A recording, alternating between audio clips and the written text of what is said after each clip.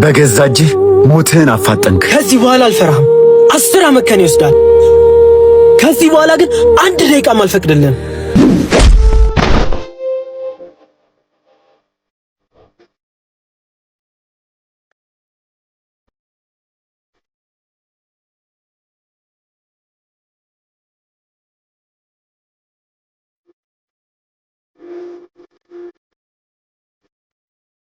ውዴ ወይ ብርሃን ነው በሀሳቤ ችግር አለ እንዴ?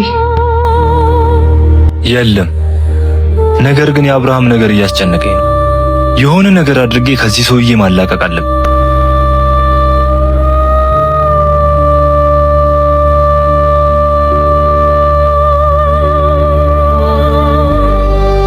ይገባኛል እኮ ግን እኔም ላንተ አብዝቼ እጨነቃለሁ። የኔ ብርሃን አውቃለሁ። ትንሽ ብቻ ታገሽ። ለአብርሃም ነፃነቱን ለአንቺ ደግሞ የምትጓጊለት ልጅ ይሰጥሻል።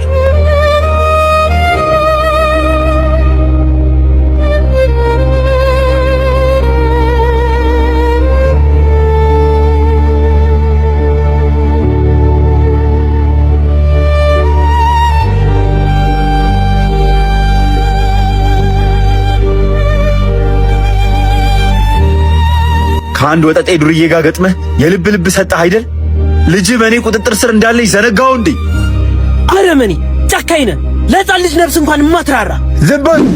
ይህች ዓለም የጉልበተኞች ናት። እንዳንተ የተናቁ ልፍስፍሶችን አታስተናግድም።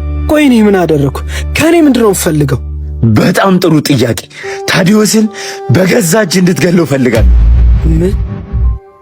በጭራሽ ይሄን አላደርግም። እርግጠኛ ነህ? አዎ፣ በጭራሽ እንዳታስበው። በጣም ጥሩ። ከልጅህ የታዲዮስ ነፍስ በለጠብ ማለት ነው? ምን ማለት ነው? ምን ለማድረግ እየሞከርክ ነው? ትዕዛዜን የማትቀበል ከሆነ የልጅህን ሬሳ አሳቅፈዋለሁ። እሺ፣ ምንድን ነው የምትፈልገው? ታዲዮስን ትገለዋለህ፣ እኔ ደግሞ ሚስቱን ጠርሳታለሁ። አይ የምትል ከሆነ ግን ልጅህን አትርሰው። እሺ፣ እስማማለሁ።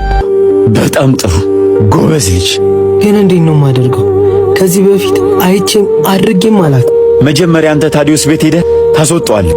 ከዛም እኛ ሚስቱን እንገላታለን። ቆይ እሱ ምን ብዬ ነው ማስወጣው? እሱ ያንተ ጉዳይ ነው። ነገር ግን ይህን ነገር ታበላሸውና ፊት ለፊት ልጅህን ገድያት እድሜ ልክህን እንድትኳትን ነው ማደርግ። እሺ በቃ ሄድ።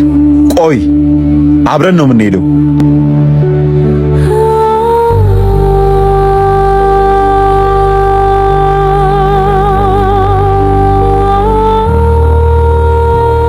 ውዴ የልጃችንን ስም ግን ማን ነው የምትለው? የመጀመሪያ ልጅ ሴት ነው እንዴ የምትፈልጊው? እንዴ? አዎ። ሳሪስ ታዲያ ማን ሊጦሪ? እስክታረጅማ ባናቱ ነው የምንወልደው። ግን የመጀመሪያ ልጅ ወንድ ነው መሆን ያለበት፣ ቤቱን እንዲያስከብር።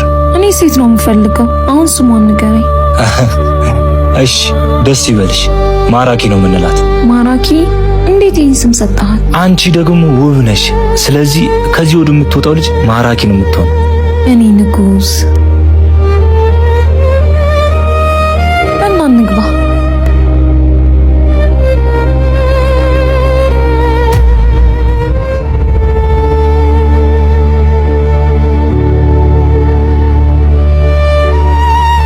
ነገሩን ታበላሸውና በልጅ ሕይወት ትፈርዳለህ። በልሂድ።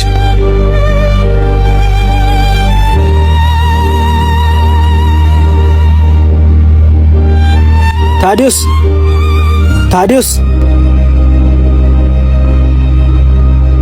እንዴ አብርሃም እንዴት መጣ? ትንሽ ደብሮኝ ነበር። ወጣ ብለን እናውራ። እሺ ግን ምን ሆነሃል? ምንም፣ ትንሽ ደብሮኝ ነው። ከፈለክ ና ግባና ረፍት አድርግ። ግድ የለም እንሂድ። ታዲዮስ ቶሎ እመጣለሁ። እሺ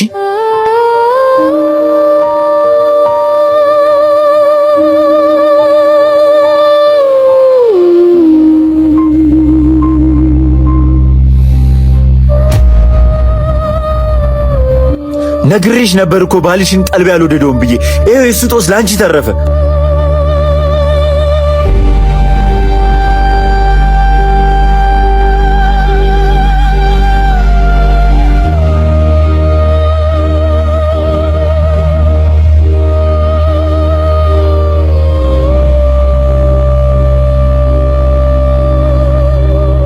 ቆየውን ከሁሉ ለምን አትነግረኝም?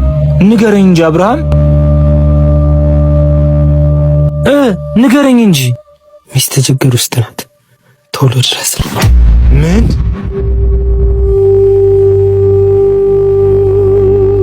ይቅር በለኝ ወንድሜ፣ በልጄ ምክንያት ነው።